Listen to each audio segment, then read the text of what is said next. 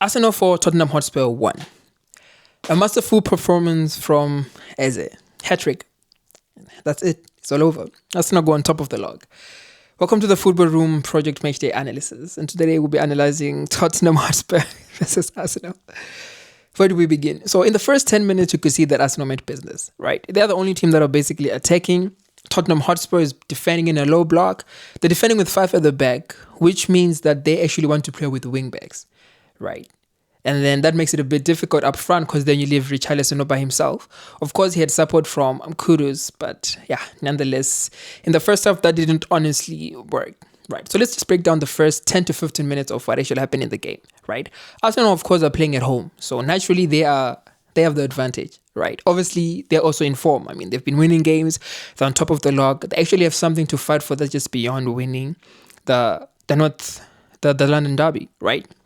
Cool, so Arsenal keep on attacking, right? Then, in the first few minutes, Declan Rice, literally, volley saved by the keeper, right? That shows you that Arsenal actually means they mean business, right? They're intentful with what they're actually doing. Okay, cool, everything is okay. Until Moreno drops, right? And he's playing kind of like this false 9 role. Because naturally he's not a striker. I think we all know that Moreno is not a striker. He's just basically at most a number 10, if not like a box-to-box midfielder. We've seen that at Spain in well, right? So okay, he drops in. When he drops in, especially when you're playing the false 9 position, it becomes tricky for the defenders as well, right? Because when you're playing with the defenders up top and you're playing with the big striker, that's more predictable because we know that, okay, cool, there's a striker here. He's hardly going to move. If he moves, he's just basically going to go a few meters to the left or a few meters to the right. But when you have someone that's not a striker playing in the first 9, playing as a first 9 basically, right? He drops in. By the time he drops in, right, that then allows space for the wingers to basically exploit those positions, you know? This kind of like reminds me of the whole Liverpool vibe when they had like Firmino and Mohamed Salah on the other side and Sadio Mane, right? So everything is okay. Everything seems perfect for Tottenham because they're defending in a low block. Everything is okay until he drops. Now, when he drops, space is created for Trossard. Trossard literally stands in between the word right back and the center back. As he stands there, he's literally waiting for the ball. Right, Moreno, because he's received the ball, he knows that there's someone that's waiting just to exploit the space that has been left behind. In comes the dink. Trossard gets the ball. I don't know what kind of 360 turn he did there, but he managed to score. And then it's 1-0. At this point, Arsenal have the momentum, right? Tottenham keep on defending. That's the thing, though. Even after the goal, they kept on defending. And you could see the coach on the touchline saying, hey, guys, let's move up forward. Let's go forward. We want to also score. We also want to attack. But yeah, that was basically not coming because Arsenal, yeah, we're playing tight. And the other thing that Arsenal did was they kept the width. Right, so you have your 2 center backs, you have your 1 midfielder that's basically kind of like dropping into that space, be it like your Declan Rice, right, collecting the balls because they said that okay, Tottenham are playing with the back 5, so there's no point in us here also trying to have numbers at the back when we actually want to score and we actually want to go forward, right? So what you'd find is Saka will be on the right hand side, right? He keeps the width, and then Timber literally just tucks into the half spaces. Right, so that when he gets the ball, there's an outline on the right hand side. He did not overlap as much because he kept on playing in those half spaces, right? And then you could see, for example, with Eze's goal, it all came from the right hand side where Saka actually was. So he gets the ball there. That's what he does. And then Eze gets the ball, takes a few touches. And if you saw how Eze was playing, he was basically today in between basically the 18-yard box. That's where he mostly played. He didn't go out too wide, but was playing more of that number left wing, number 10 type of position just behind Moreno, right? So Eze gets the ball, takes a few touches, which one would think that is a bit risky because it's literally like flooded with defenders. And then he scores. At this point, it's 2-0, and you're thinking, okay, what are Tottenham actually going to do here? What plan does Tottenham actually have to make sure that at least this scoreline does not become, something massive? Of course, they have the players, they have the capabilities to actually do something. But unfortunately, Arsenal just kept on applying the pressure, and rightfully so because Arsenal actually want the 3 points. They know that they've got momentum. They know that, okay, the past few seasons we've been close. We've been chasing this title. So whatever points that we can get now, let's go. All or nothing, basically, right? All or nothing. At this point, it's 2-0.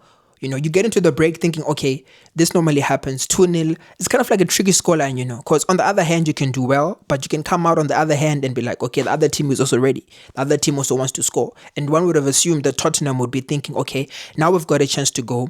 We've got a chance to actually be like, you know what, let's now strike. Okay, we're 2-0 down. It's okay, we're away at home, but we also must show character. It's not as if they've got a group bed of players. They actually have got good players, international players that can actually make a difference, So they get into the second half, and then literally in a few minutes, Eze strikes again, coming down from the right-hand side again, and this time he kicks with his left foot, right? In the similar position, again, just like his first goal, is between literally the 18-yard box, almost as if he was told that, okay, this is where you're going to stay.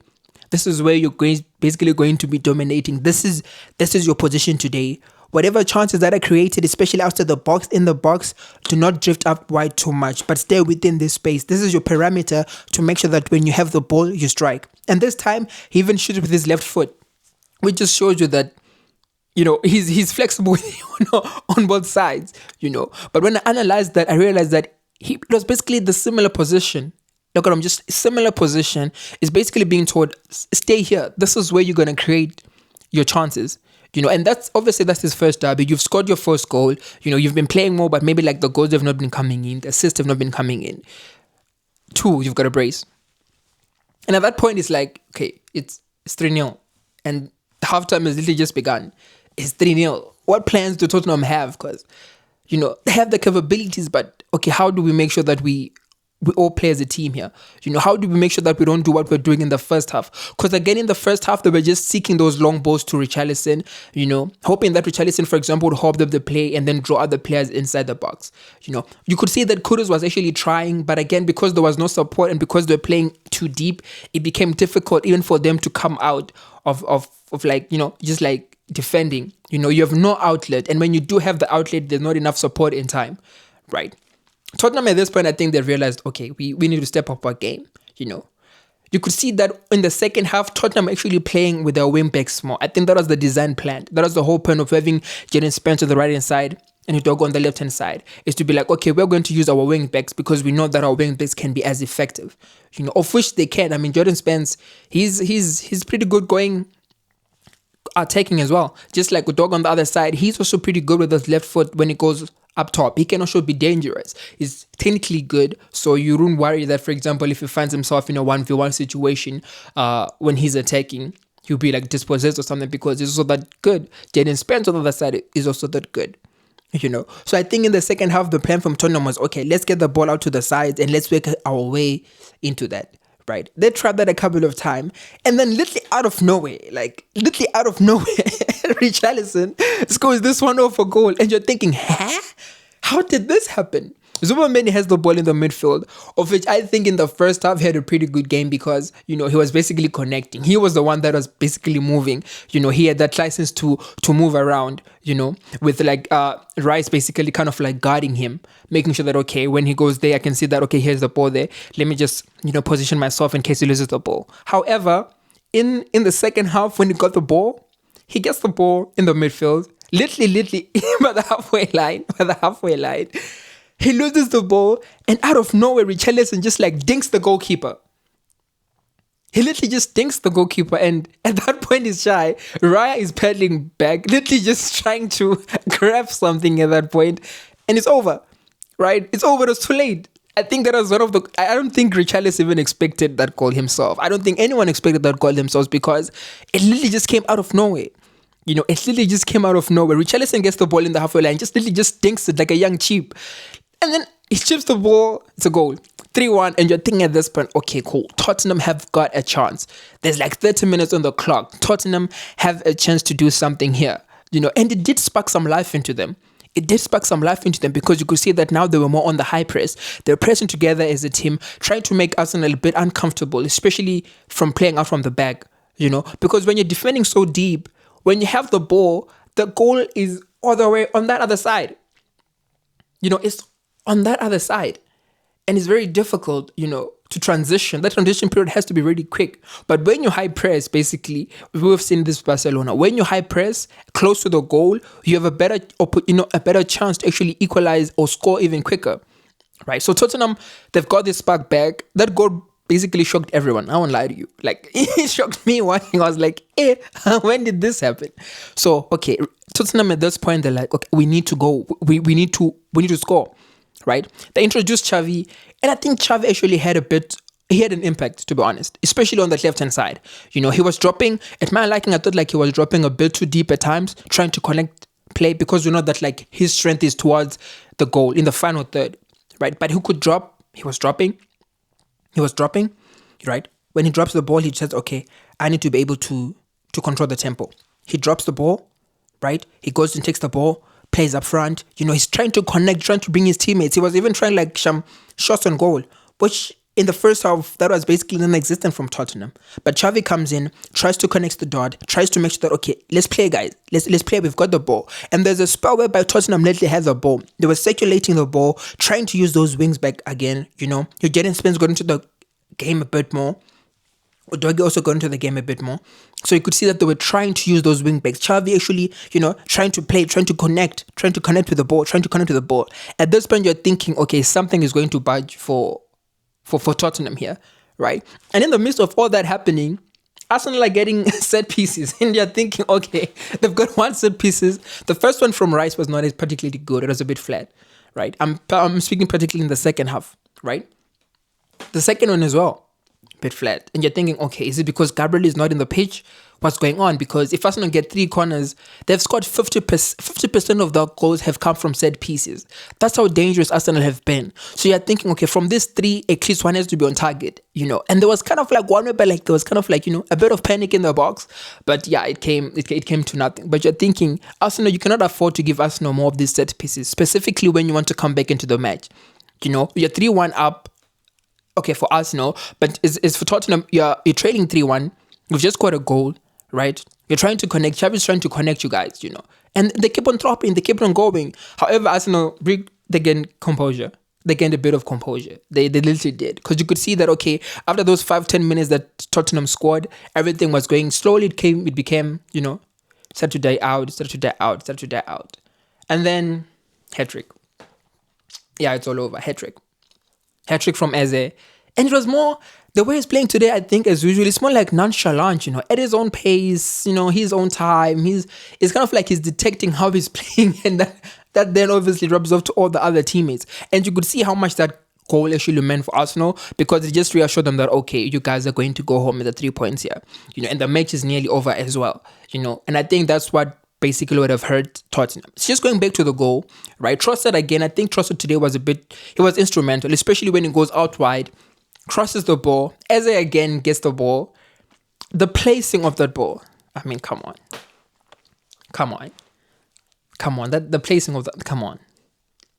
And again, where did he score? Between the 18-yard box, just like he did the first 2 goals. Honestly, I wouldn't be shocked if in his post-match, he was like, I was just told, stay in these boxes, stay in these areas. This is where you are going to get your goals. And rightfully so, because when he got that goal for his hat-trick, gets it on his right-hand foot, finishes off bottom left, and you could see that the goalkeeper, Tottenham's goalkeeper, he literally dove, he dove, honestly, he tried his best. But when the ball is placed like that, there's no way that you can save it. And that was just basically the icing on the cake.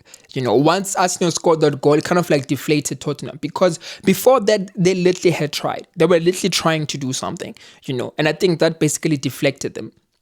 Yeah, they didn't know what to do anymore, And unfortunately, that's just how the way football is sometimes, You come into the game, you're thinking, okay, let's try to do this, try to do that, but unfortunately, But the placing of that goal from Eze, believe you me, man, that was top quality technique. And you could see him in his celebrations. He was, I don't know, of course he's, he's happy and stuff like that, but he's more like, oh, I'm here now. Like, oh, what's that? Like, I'm trying to say.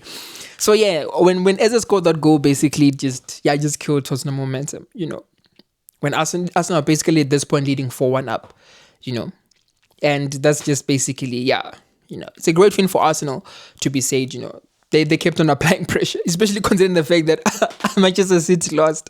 That, those 3 points mean a lot. Because they end up adding up, that's the thing, 3 points today, 3 points tomorrow, and the gap keeps on standing because we know it's still a long season. And Manchester City can still come back. You can never rub Manchester City off. We remember the time when they were playing hide and seek with Liverpool and they literally won the league by 1 point. That's wild. That's just wild. So I think, yeah, man. Unfortunately, it was not Tottenham's day. Obviously Arsenal got the victory, the 1-4-1, like we said. They're on top of the log now. Going into next week's Champions League matches, I think they'll be relieved.